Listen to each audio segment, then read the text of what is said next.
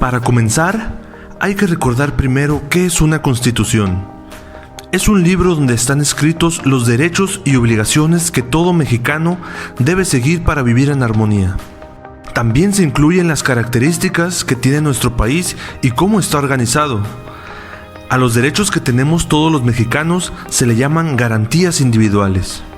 Algunas de las garantías más importantes que tenemos es que en México no puede existir la esclavitud, que la educación es laica y gratuita y que hombres y mujeres son iguales ante la ley. Muy bien, ahora hablemos de la Constitución mexicana. El 5 de febrero de 1917, el jefe del ejército constitucionalista, Venustiano Carranza, presentó en el Teatro de la República de la ciudad de Querétaro la Constitución que entró en vigor en mayo de ese mismo año. Este día es muy importante para todos los mexicanos, ya que en ella quedó establecido el compromiso por luchar por la reforma social y derechos a favor de los obreros y campesinos, ya que tenían muchas limitaciones y pobreza. También ahí se establecía la forma de gobierno y los sistemas legales. Pero antes de esto, la Constitución sufrió algunas modificaciones en varios años. Podemos mencionar algunas de las más importantes. Por ejemplo, la Constitución de Cádiz de 1812. Esta Constitución no contenía un apartado especial que reconociera los derechos humanos. Sin embargo, varios de ellos, como la igualdad, la seguridad jurídica, la propiedad, algunos derechos políticos y otros en el área educativa, podrían ser identificados de manera dispersa a lo largo del texto.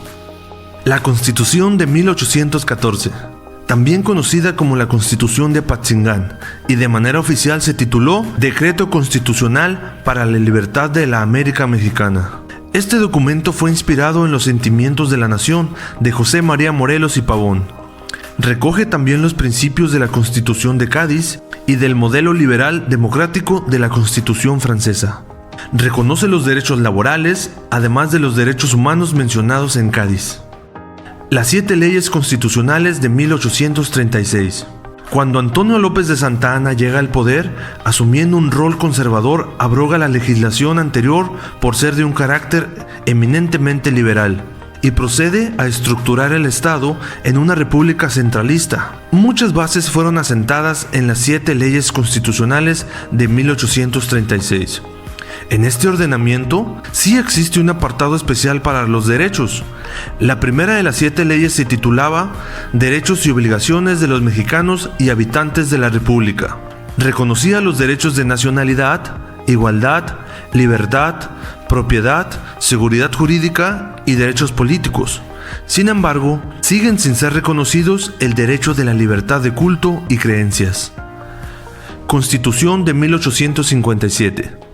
Después del cese de poder de Antonio López de Santa Anna, quedó como presidente sustituto Ignacio Comonfort, quien el 5 de febrero de 1857 firmó la Constitución Política de los Estados Unidos Mexicanos de ese año, de corte liberal y federal. Su capítulo primero, denominado Los Derechos del Hombre, reconocía los derechos a la libertad de expresión, reafirmaba la abolición de la esclavitud, eliminaba la prisión por deudas civiles, las formas crueles de castigo y la pena de muerte. De igual manera prohibió los títulos de nobleza y se establecieron los principios de legalidad. Sin embargo, siguieron sin tratarse los temas referentes a los derechos de la mujer y la libertad de creencias. Constitución de 1917. Durante la época del Porfiriato, el presidente centró las atribuciones de los 3 poderes, situación que condujo a la Revolución de 1910, encabezada por Francisco I. Madero, quien logró quitar a Porfirio Díaz del poder y llegar a la presidencia. Después del asesinato de Madero y de su vicepresidente Pino Suárez, se produce la Revolución Constitucionalista encabezada por Venustiano Carranza, y por su triunfo se promulga la Constitución de 1917.